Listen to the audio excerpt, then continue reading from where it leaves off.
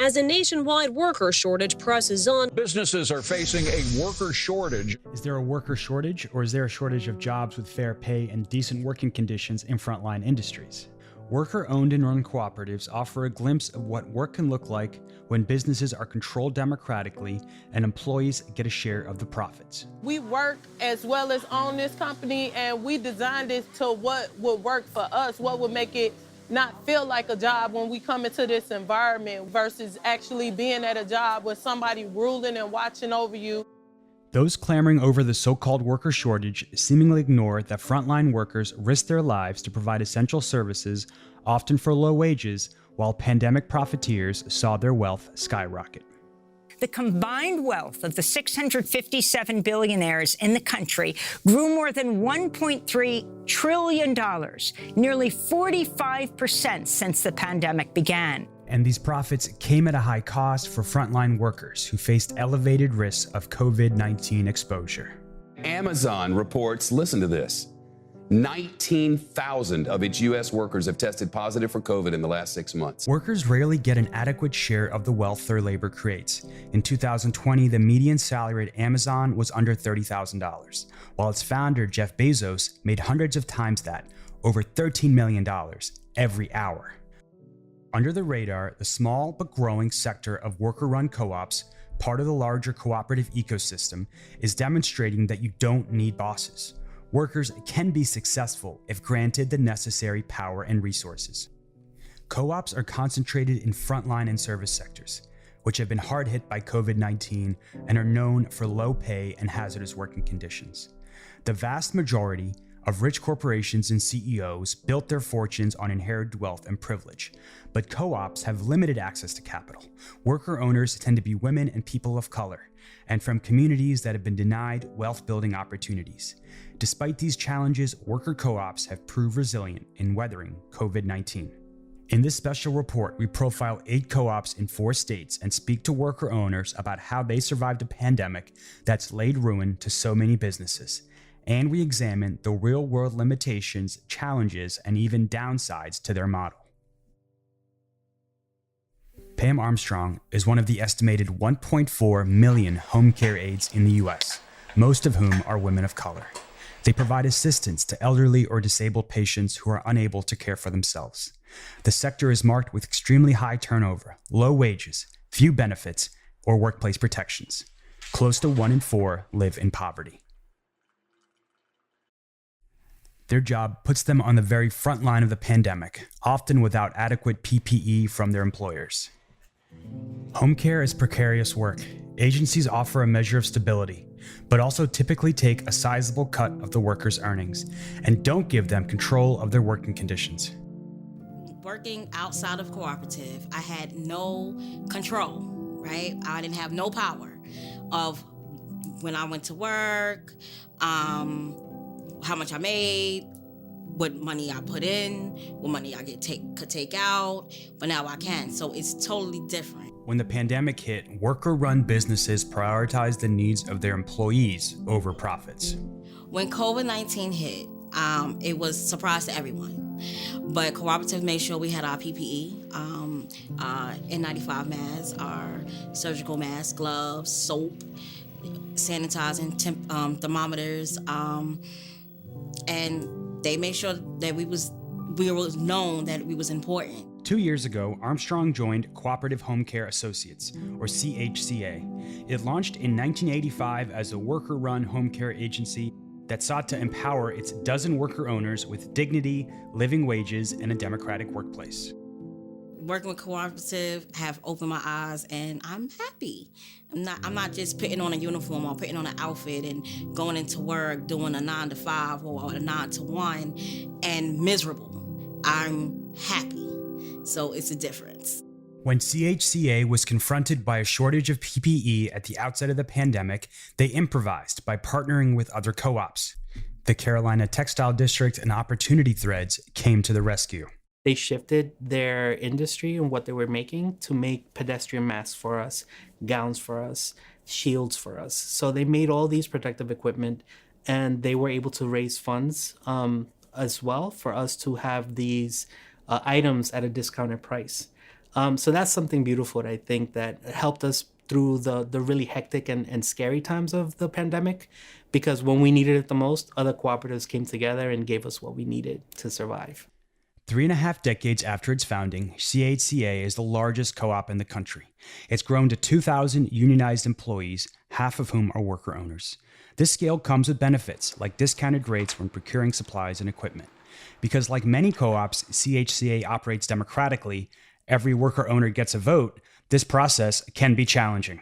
And really, I guess the challenge can be sometimes when we have to have them vote on a certain action. Getting them mobilized and doing something as simple as getting them to vote can be a tedious process. CHCA trains its workers on financial literacy and provides other skills necessary to become a worker owner.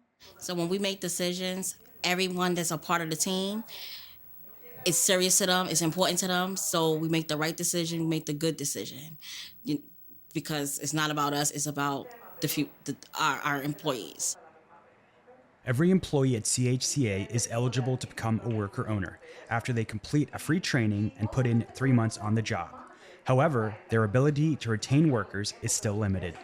We're getting paid minimum wage and we need more money. So that's one of the tough parts of the job as well, because I love what I do. That's because virtually all of their clients rely on Medicaid, and the state mandates home care workers are paid minimum wage. At $15 an hour, New York City's minimum wage is not a living wage. One of the things that we would love to change is the pay that we provide our workers. We would love to pay them what they truly and justly deserve to be paid. CHCA participated in a campaign that's demanding increased pay for home care aides.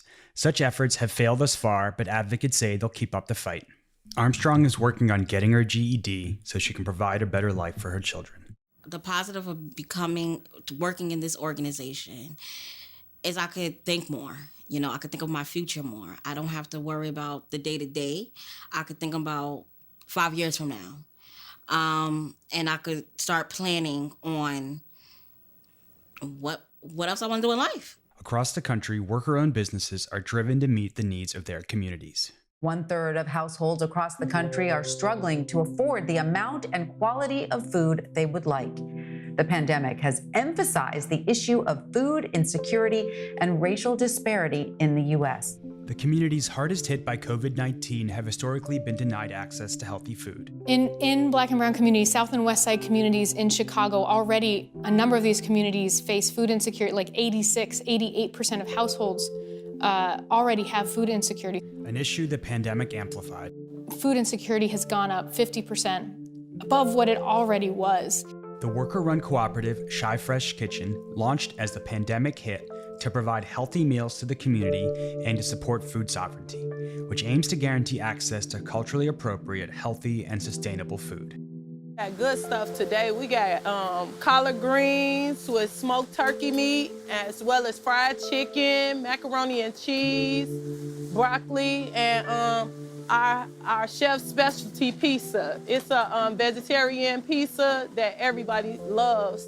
Before, I was in a transitional home, and when COVID-19 hit, it was a struggle to get any type of meal, because we wasn't allowed to go outside, and the stuff that they was bringing was horrible. So, when this opportunity, it just all clicked in together for my life, journey to be able to do this at a time like that.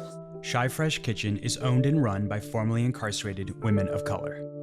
I've been knowing all of the co-workers from our incarceration. I already knew all of them. To me, what makes a co-op special is we designed our own job. We work as well as own this company, and we designed it to what would work for us, what would make it not feel like a job when we come into this environment.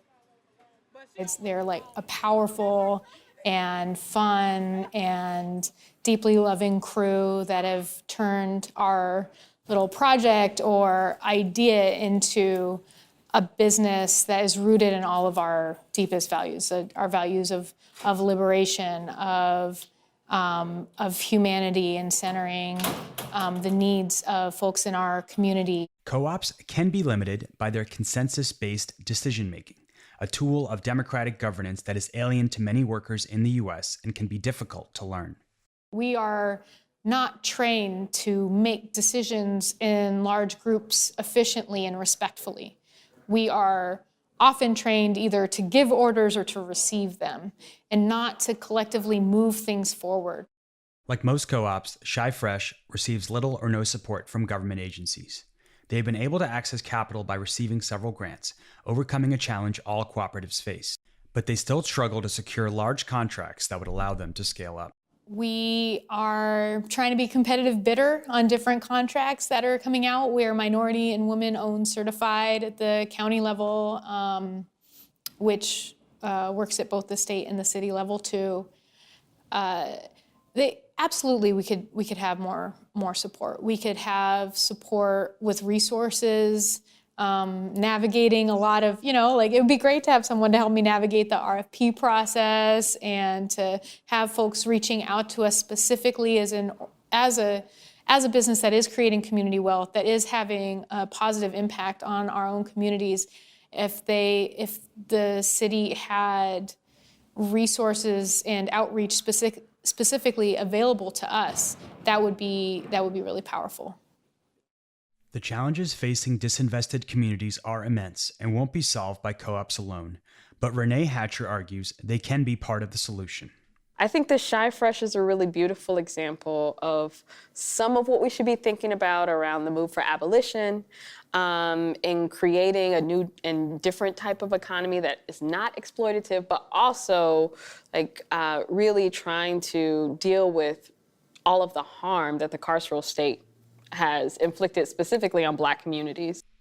ChiFresh is one part of a co-op ecosystem focused on providing access to healthy and fresh food. Brooklyn Packers launched in 2016 as a Black-owned food distribution, packing, and sourcing co-op. When the pandemic hit, they sprung into action, packing thousands of boxes of fresh produce a week.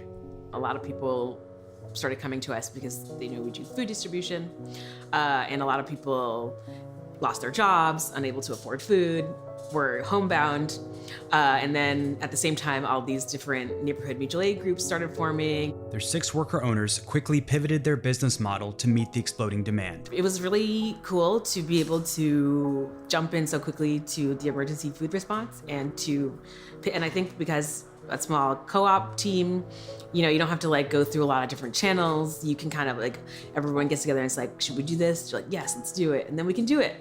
Like with all co-ops that operate on consensus, it can limit how fast they make decisions. I feel in general, we move more slowly. We may be able to put our heads together and make decisions quickly, in the sense that you don't have to ask your manager, who then asks your boss, who then asks the CEO. We don't have to do any of that. Again, co-ops are highly concentrated in the food and service sector, both of which are notorious for low wages and exploitative working conditions. Especially in the food industry, where there's a lot of exploitation on every part of the chain, from growing to processing to selling food.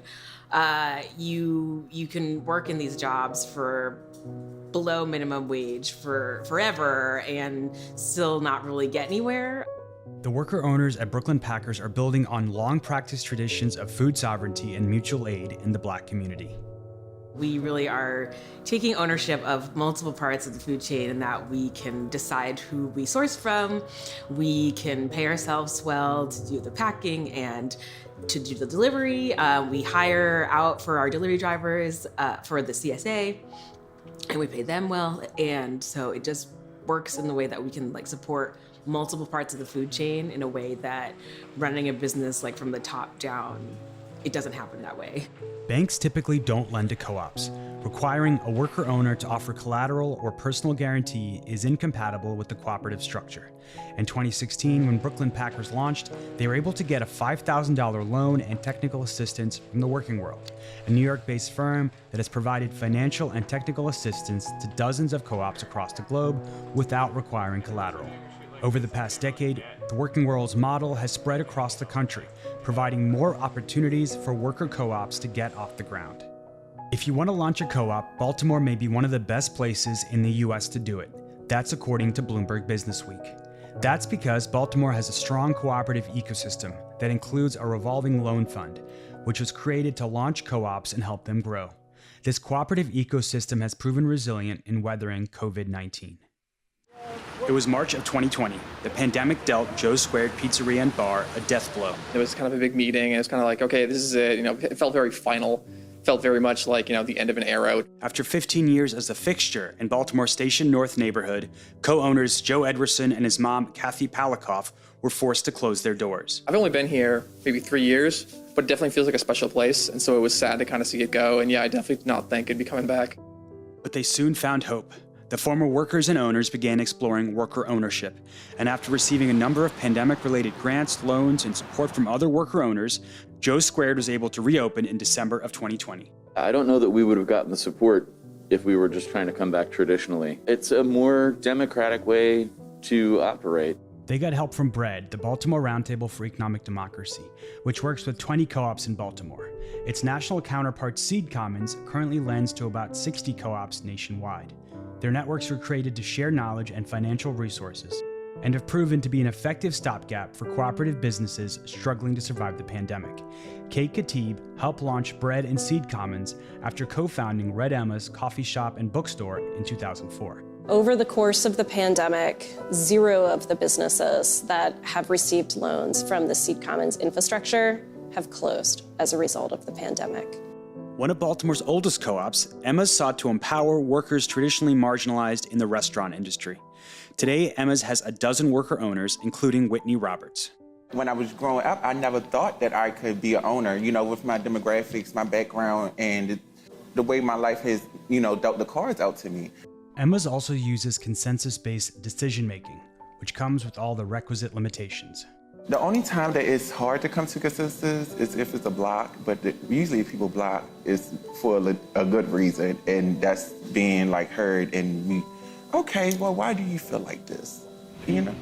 Like other co-ops, Emma's faced the challenge of being unable to access traditional loans, which often require collateral or for individuals to go into debt.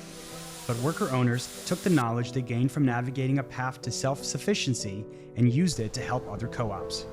So one of the things that we found as we started to build Red Emma's and we started to grow it is that we really had to be also thinking about and adapting and creating our own sources of financing if we wanted to see cooperatives grow. So in 2013, Emma's turned to the working world for a loan to expand their business.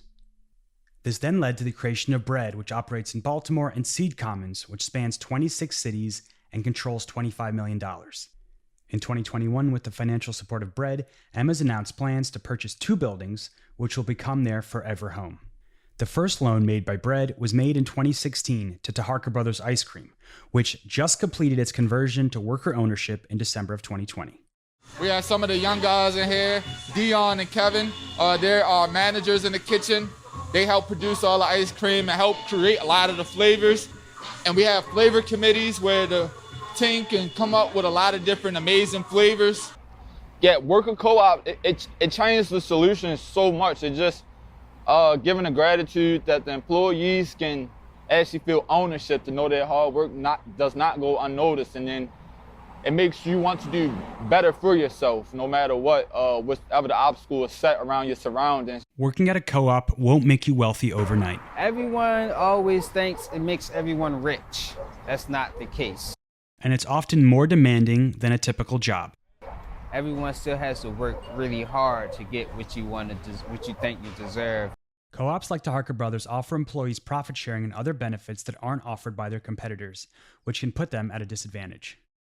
We have an advantage of treating everyone fair, and that comes out in our product, which is why I believe our product is so good, because we give everyone an opportunity to become an owner, to speak their mind, be a part of committees, go out and get education. So when the pandemic brought hardship, the workers were ready to adapt. We lost 70% of all our accounts. We had to make a business pivot. We started our home delivery system, which kept the business alive. Without home deliveries, a lot of our guys would have lost their jobs. It wasn't easy to uproot their entire business model. It literally was just all hands on deck. All the owners are doing deliveries late at night, coming in the morning early to put all the paints up on the freezer, or just being able to give an extra hand with packing orders or giving assistance wherever it's needed. That DeHarker Brothers survived a pandemic that laid ruin to so many other small businesses like theirs offers insight into a bigger trend. Although comprehensive data is not yet available, a survey of 140 co-ops across the country suggests that instead of simply closing down, co-ops were able to harness their collective decision-making to adapt their businesses and avoid layoffs. Despite their track record of success, co-ops face yet another major limitation. They aren't typically given the financial incentives reserved for large corporations like Amazon. But there's one notable exception, the Evergreen Cooperatives in Cleveland, Ohio. Their first co-op, the Evergreen Cooperative Laundry, was launched in 2009 with 8 employees. Startup capital was provided by the City of Cleveland and the Cleveland Foundation, which provided $3 million to start a revolving loan fund to launch local co-ops. Local anchor institutions also invested in supporting the co-ops, and perhaps most importantly, agreed to shift some of the $3 billion they spent annually on goods and services to local worker-owned businesses.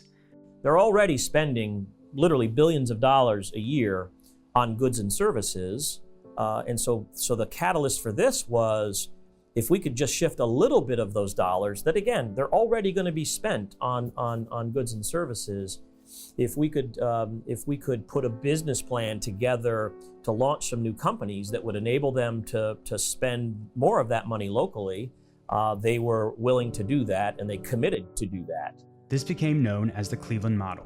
It wasn't successful overnight. There were lean years, very lean years, where we didn't think we were going to make it.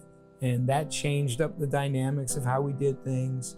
As the laundry expanded, they moved away from direct worker control. We took away some of the day-to-day decisions and put it in the management team's hands at that point. Because when you get 50 people in there arguing over whether or not we should buy napkins or not, is not the way to go about it. Just like at other co-ops, working at the laundry is a lot more than a 9-to-5. Here, we work till we're finished, till the job's done. Yeah, and if you're done with your area, you're going over here to help this area, and you're going over here to help that area, and everybody works until we're done. So that does cause a little bit more differences. By 2021, the laundry had grown to 150 employees. More than half are worker owners. The laundry starting wage is $12 an hour, but the typical worker makes $14.75, and with annual profit sharing, makes the equivalent of $20 an hour. Their success has even allowed them to take on international competitors. I'm going to tell you right now, not only have we competed with the big boys in laundry, we've beaten them. Okay? This plant right here used to be run by Sodexo, which is one of the biggest, laundry businesses and thing. They tossed them out of here for us because our quality was better, and they knew our job was better, and they had given us a little work here and there, and they had seen just the difference in quality between us and them. And we were doing the job just as fast, and we were doing the job cheaper. Just like at other co-ops, when the pandemic hit, the laundry quickly put safety measures in place so they could protect worker safety and continue to operate. If you look at our records, we grow just as much money during the pandemic than we did the year before. During the pandemic, we got raised. We was able to get raises. We was able to get profit sharing 3 times, and that's during a pandemic. Today, Evergreen employs 260 employees in a diverse array of co-ops, and in 2018, they pivoted to acquisitions. In October 2020, Evergreen helped convert Phoenix Coffee, a 3 decades old coffee shop chain with 5 stores and a roaster, to employee ownership. When the pandemic hit, Phoenix had shifted to a to-go model and also implemented safety measures. But workers still risked their lives to keep their doors open. And they put their own bodies on the line to ensure the success of this business. Now they get to see some upside and some reward from that, because at the end of the year, rather than paying whatever the profits are as a distribution to our owner, it's shared equally among all of the members.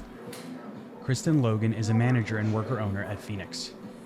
Before this, I wasn't able to say that I was a business owner, and they were able to put me in a situation where I'm a young Black female. Not only do I manage this space, but I own part of this, and I have a say-so in it. And that's something that is, I hold that very, very dear. With an estimated 6,000 employees nationwide, co-ops remain a small part of the U.S. economy. But as the pandemic has highlighted the low wages and dangerous working conditions service workers face to make a living, worker owners say co-ops can be part of the solution. co-ops provide a solution for America because it's giving more people who are like me at service level the opportunity to have a living wage. Co-ops come with their downsides and limitations and won't fix structural inequality in America, but they do offer a path to wealth creation that's becoming increasingly rare. For The Real News, this is Jessel Noor.